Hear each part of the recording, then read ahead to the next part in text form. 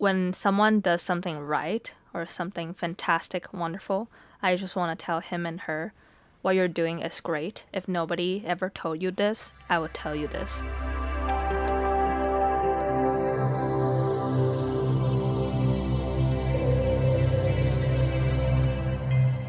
Welcome back to MidnightO2 Season 3, Episode 7. This is your host, Amy. Today, I wanted to share something that is even more vulnerable and personal with you. Like I've said in the very beginning of Season 3, this season will be about my stories and where I'm coming from when it comes to inspiration and the things that I believe. And earlier on today, I came across of this video on YouTube. It is a video made by Thoraya Maranzi, and the title of the YouTube video is called, "What is the most painful thing you've told someone?" So I decided I wanted to share, and you could go to her video and watch it on YouTube for other people's responses. And I decided that this is an interesting topic for me to share on what happened. And today I also like to include the things that I've said that hurt people. So things that I've said and things that people have said to hurt me, probably either consciously or unconsciously. A lot of things they probably don't remember. But before I start, I just want to say that I'm doing this episode as a way to kind of remind myself and remind people, let's try to be kind. I know it's really hard. We're all human beings and we say things sometimes when we're at that certain feelings or emotions and it's overwhelming. But try to be aware, try to care for yourself and for others if possible. Okay, so here we go. The things I've said that hurt people. So when I was 12, I was selected to do a presentation in front of the entire class, and I had to work with different girls and different students from different classes. Therefore, we had like 6 people, I remember, and they had me to be like the team leader. So I was trying to give different parts of the presentation and the papers. Yeah, I did. I had research paper when I was 12 during this presentation. And I clearly remember myself saying this to one of the girls. I said, "Your voice is so weak. If you keep on doing like this, we're never going to work this out. You gotta speak louder, or else are you only speaking it like for ants or what?" Like I said to her in like a straight face when I was 12, saying that. And then she just broke down in tears. And I felt so bad after saying that. I was trying to tell her directly that you gotta speak louder or else nobody could ever hear you. And the presentation could not go on. But I just said it in the straight voice and I was 12. And I felt really, really bad. I just felt like, oh, I was pretty selfish saying that in front of when we were practicing. And you know, after that I tried to talk to her and we tried to work it through together. So I feel like I feel really bad and I tried to make up for it. And I'm not sure if she remembers that, but she's still like one of my best friends after 12 years. We're 24 and you know, this happened when we were 12. I'm not sure if she remembers, but I like to apologize, you know, like I feel like I should have phrased it better. I should have said something nicer. I should have worked more with her. But that's something that I said that I clearly remember, but I regret. And the second thing that I like to share that I said to hurt people unconsciously was that I told my mom that you and dad wasted my time for forcing me to take chemistry classes knowing that I hate it. And I told her that it took so much time and energy away from me.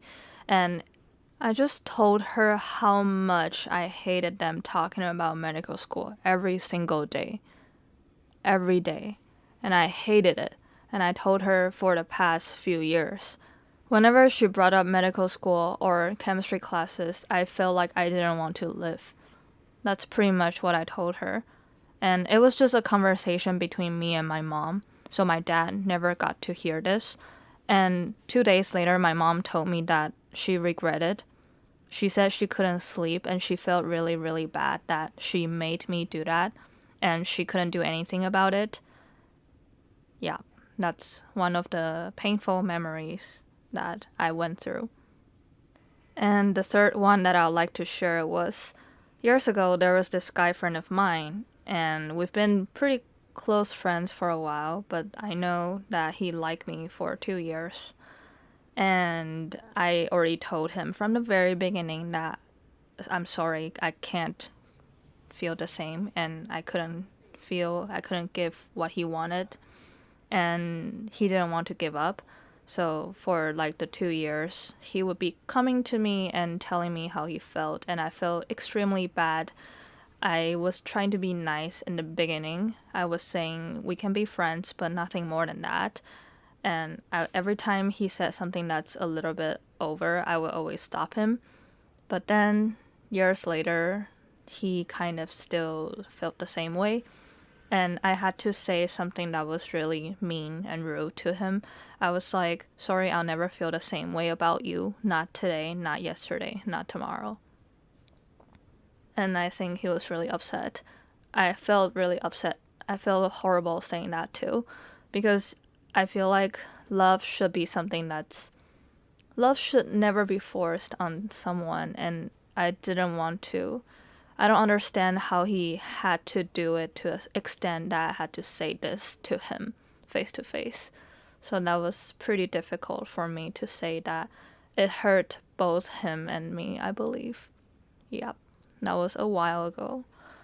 And so that was 3 things that I said that I hurt people, I think, unconsciously. There are probably other moments that when I try to phrase things not in a so nice way, that are too direct, that hurt people. I realized there were just a lot of changes that happened both within me and how I think and how I act and how I phrase things. I'm working on it, and I'm really hoping I will never hurt people. But I know people always hurt each other when it comes to words.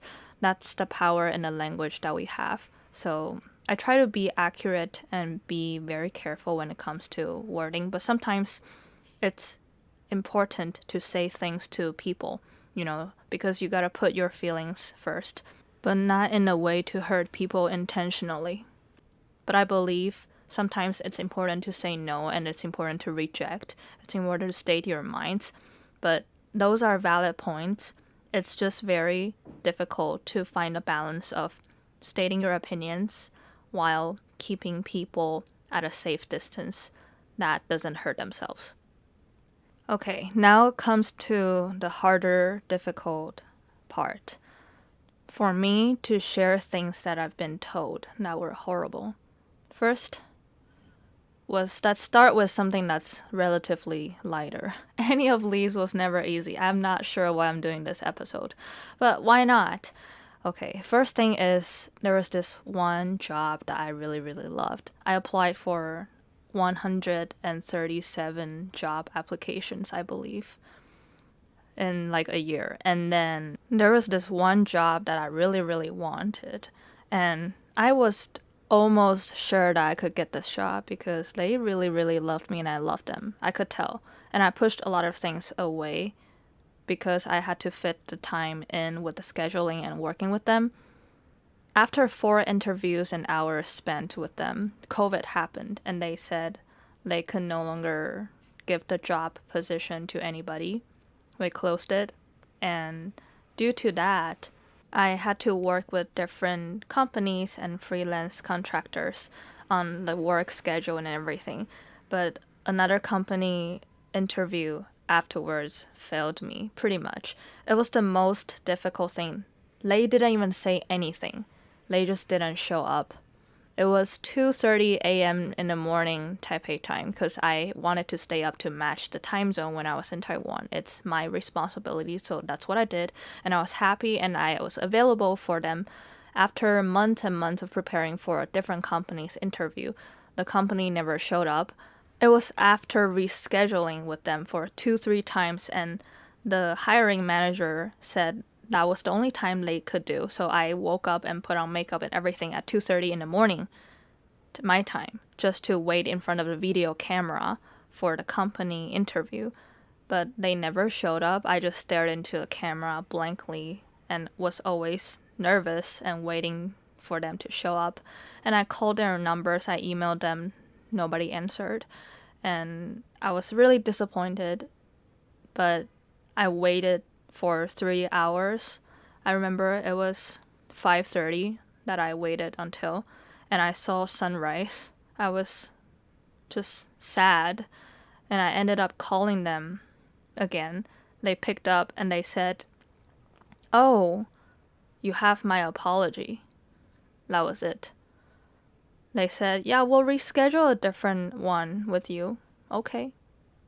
And they never really explained. They said, "This happens a lot, so yeah." And I was very, very disappointed because for that interview, I locked myself in my room for 3 months just to prepare for it. But it's all a process, and I learned and I grew out of it. It was just something that I was really shocked about. How could this happen in a professional world? And how could this happen to this important, well-known company, let's say? Anyways, moving on to a different part. Things I've been told that hurt me forever was back in the days when I was in middle school or high school. I think people were just rude. We were kids, but those were never the excuses. I bet nobody remembers the things that they've told me.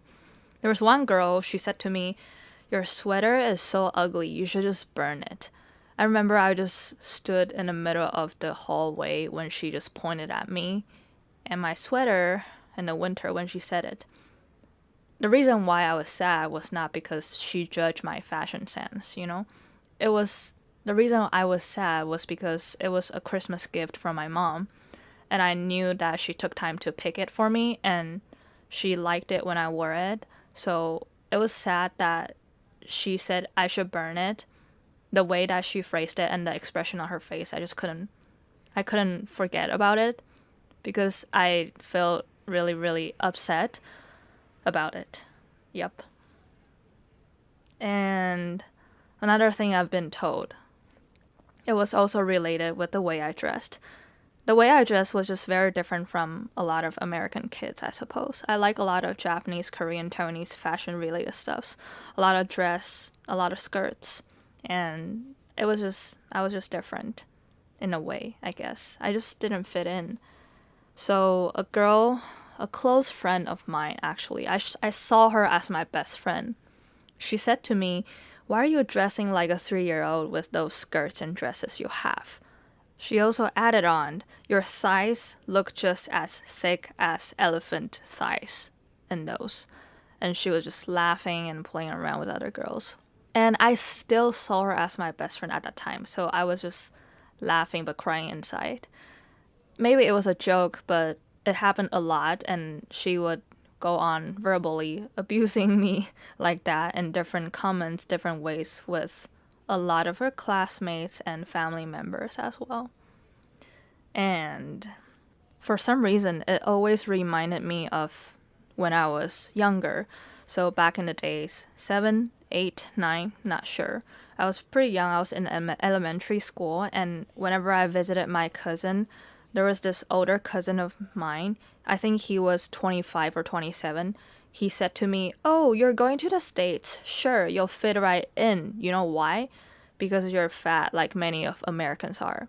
That's what he said to me. I know this is completely horrible and wrong and rude, but he said that to me, and I believed in him. I was 8 or like 10. I don't remember, but I believed that he was the adult, that I believed that it was okay for him to say that to me, and I didn't say anything back. And other family members and everyone, they just heard it. And then he was pretty much like kind of tapped on my thighs. I feel like he shouldn't have done that either, but I clearly remember that. And he was 25 or 27.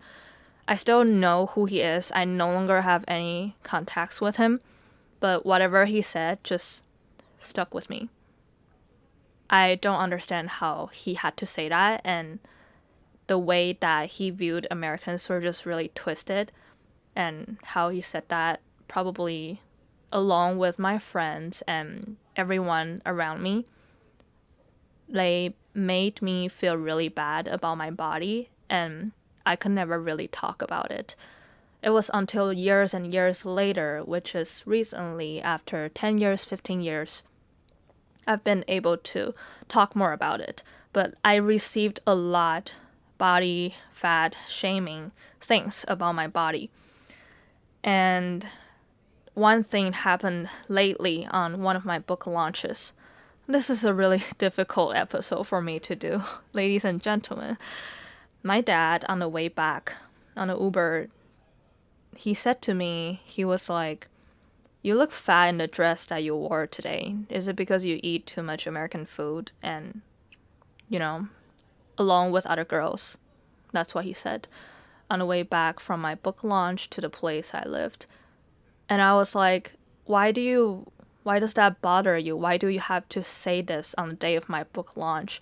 I was expecting congratulations. I was expecting you did well. Of course they said that, but it's not what I expected when we were just alone together on the Uber. He said it in Mandarin, saying that you look fat in the dress. And he kept on saying it, and I was like, I don't. I know I'm healthy, and I work out and everything, and I'm not fat for sure. And he was like, why do you not listen to me? Why do you not understand? You look fat in a dress, it's a fact. And I'm telling you this because I love you. I'm telling you this because I'm your father. That's what he said. And then I just went silent. And nobody could say anything to help me out or get me out of it.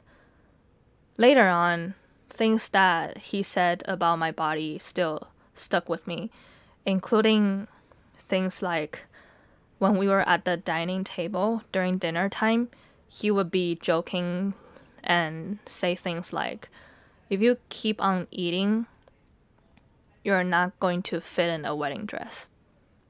That's what he said.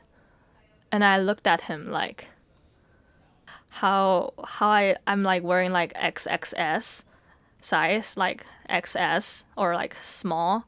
Like I don't even buy like medium shirts, and he's telling me like I'm fat. Or he'll be looking at a friend of mine and be like, yeah, she's okay, but she's like fat. Or something like that. Or we would just walk around let's say like a shopping mall, and he would see people dancing, girls dancing, be like, oh, they dance pretty well, pretty nice, but they're too fat. And I'm just like, it bothers me so much. I'm not trying to say that, I'm not trying to attack him on a public platform, but looking back at it, now that I'm talking about these, it still hurts me, and whenever I try to tell him that this is not true, I'm healthy the way I am and I'm proud of the way I look, I just could never look him in the eyes. It has been very difficult for me to cope with how I feel about my body and how I could communicate with him, to let him see what I see, to see the values within myself, within my soul, within my body. It's just difficult. Every time I get a comment like this from my closest family members, it confuses me. I'm not sure what it is I'm not doing enough. I'm working out, I'm trying to eat and sleep and do everything, and I don't understand. But every time I got those comments, it's just one of the most hurtful things ever. And those things, they stick with you. I don't know, girls, boys, this is really hard. Okay. I just want to share this for those who have experienced the same thing or similar thing, that, I wrote an longer article on body related images a while ago, and I'll link it down below. We could talk more about it and discuss more about it for sure, but I didn't expect me to go into these details when it comes to body image and everything. And these are very hurtful, and it's difficult for me to say it. I'm not trying to blame him. I don't blame him. I love my family. I actually do. I do. And I'm trying my best to keep connections and keep this relationship going with them.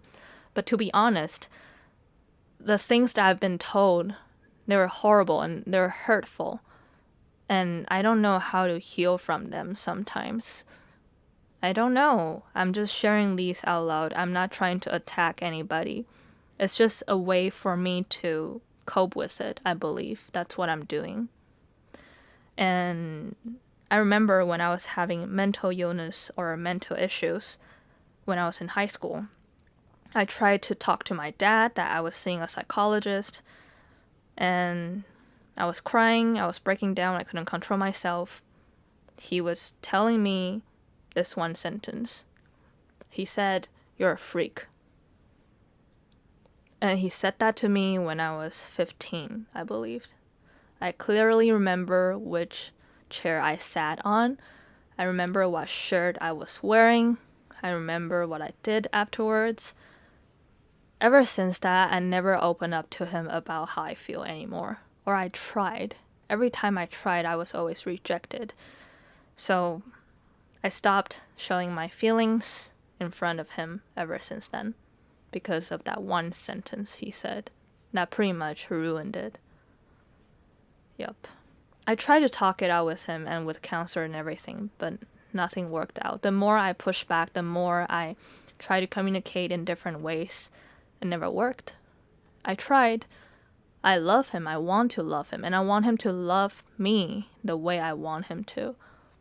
But it's been very difficult. It's the most complex thing I've ever had to deal with in my life. It's one of the challenges, but I take it as something that is so meaningful, but it's something that I need to continuously work on.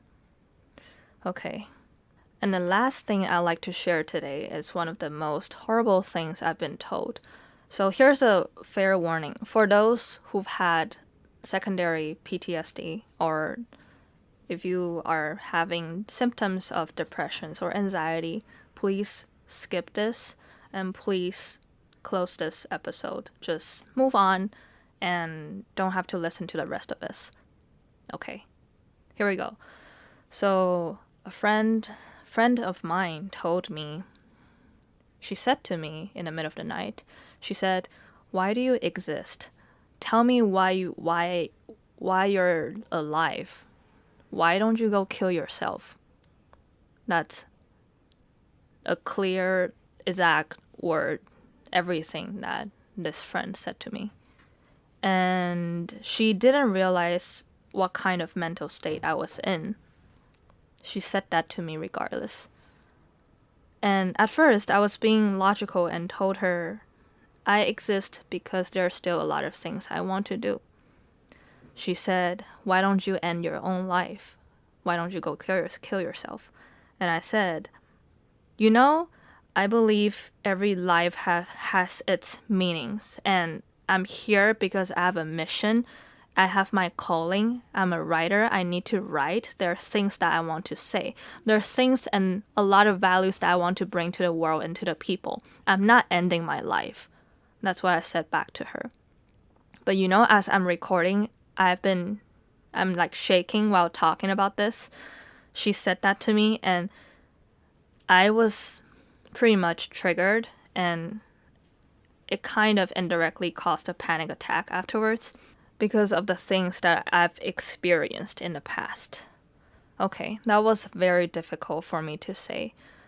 But yeah, those are the things I've been told growing up through all these years. And if you ask me, do I forgive them for saying those? I think I would. I forgive them for doing all these to me, and I forgive them for saying all these.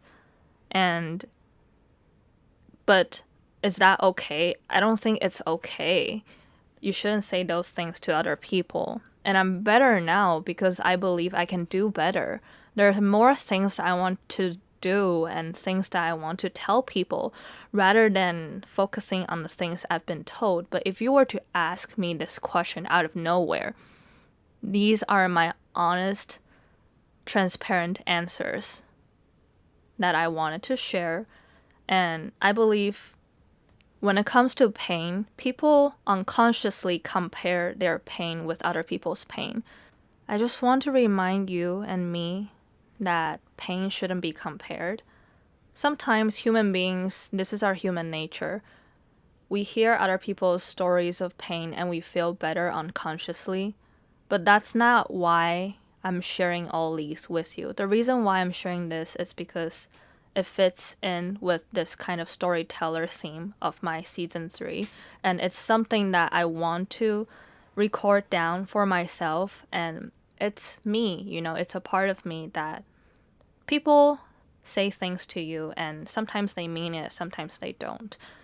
I want to be mentally mature to the point that I can understand the difference in between the two, and I can cope with it, and I can move on and live with the scars if I have to, and be peaceful with them. That's also my New Year's resolution. If you haven't listened to my previous episodes, I actually said that this year I want to be peaceful, at peace with myself when it comes to scars and things, horrible things that have happened or that I've remembered, and things in my heart. I want to be okay with them. I want to live with them and be okay and be better and do a lot of things that I want to do and keep writing and keep doing Amy. Yeah, so I wanted to end on a positive note, ladies and gentlemen. I just want to share something, a good change.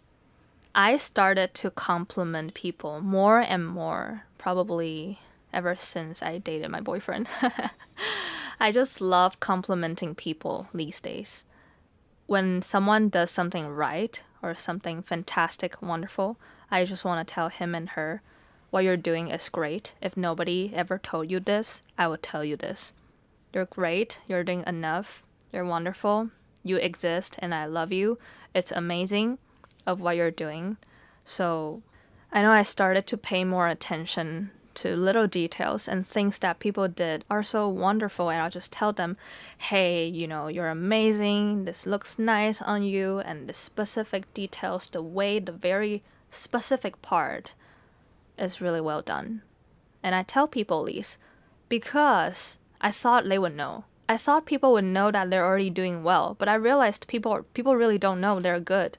People don't know that they are doing great. So I want to remind people that you deserve this and you're good and the way you do things are perfect. And I love it. So that's a new change that I've been embracing.